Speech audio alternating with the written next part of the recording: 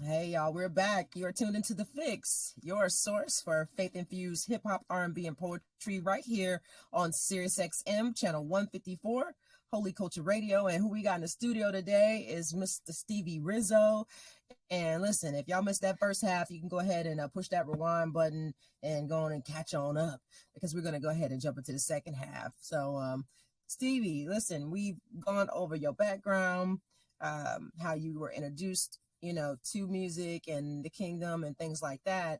What's next for you? So where are we going next? Where are we taking this next? Like, what do you have next for us?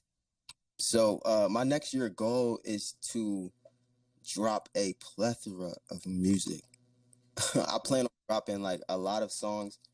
Um, I think I'm gonna turn it up next year. That's my goal for next year, just to really like get the Christian R&B space. Look, I'm trying to have a hand in getting it to where I feel like it should be. So that's the goal. So what does that look like?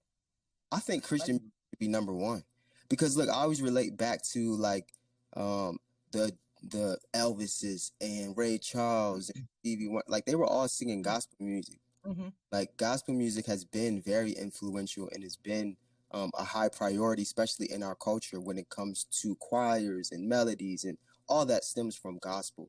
So I feel like it is only right that gospel should be number one. In doing that, it's going to take the industry, the gospel side, to be more youthful. Also like we have to incorporate the youth in it in any genre that you want to see grow.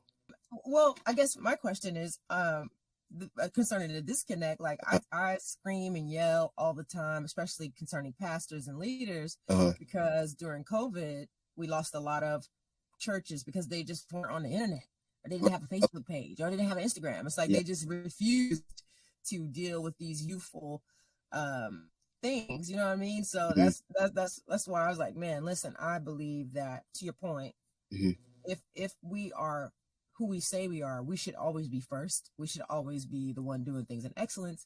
We should always be the ones running. I mean, if it's kingdom, it's kingdom. I mean, you know what I mean? Yeah. So that's why I was asking. But you were very quick to say us. What role do you believe the youth has played in us not having a position? Well, the youth just felt like Christian is corny, unfortunately. Listen, like when I first switched and I was telling my guys, like, nah, I'm going Christian. Like, they was clowning me, like, oh, what you Rizzo Franklin? Like, what? How you gospel? And like, Christian is always corny. Even you can see now on TikTok, you'll see Christian artists with the headline saying, if they think Christian rap is corny, send them this. Like that's the everybody think Christian, oh, that's corny. Gospel, corny. So we doing it. That's why until we start seeing Christian and gospel as cool and like, oh, I see this artist prevailing and he's doing Christian. Oh, I see.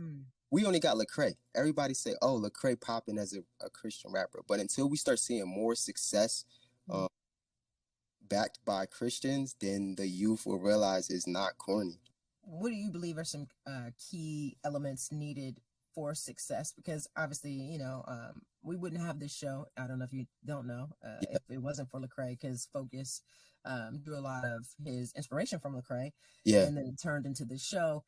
But like, what do you think it's gonna take? You know what I mean? Like from your perspective, you like this is what you do, and I definitely have an old school perspective of why the push is hard. But what do you think? What do you think first? I blame the church all the time. That's my go-to. Okay. And I blame the church. Let me tell you why. Yeah.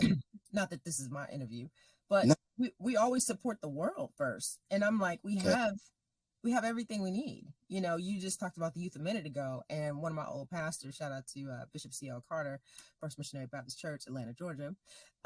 He always talks about how if you don't have youth in your church is dying. So there you should be embracing all things youthful. You know what I mean? Because as we all know, you can go on any block in America, especially in the hood, and it's an old church that's dilapidated or shut down, closed down. And so for me, the reason why I say I always blame the church is because like we tend to not embrace our younger children's ideas because we have this old school ideology like that we know everything, but God is always doing something new. So that's my response. But what do you? All right, I agree with you on that. I look at it from when I was young and how I looked at it, right? Mm-hmm. What it is, this is the disconnect in my eyes. Gospel and Christian, if you show what you have, like from success, it's considered boasting, so we don't do that. One, I always tell my people, you're successful once you're obedient to what God's telling you to do. Anything after that is a byproduct of success. So we're not in it for big houses and big cars.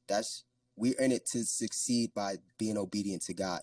But we also have to do more of showing that we can have worldly success, like materialistic things also. You know, God don't care. You can, as long as you're giving your 10%, your other 90% can be whatever you want it to be.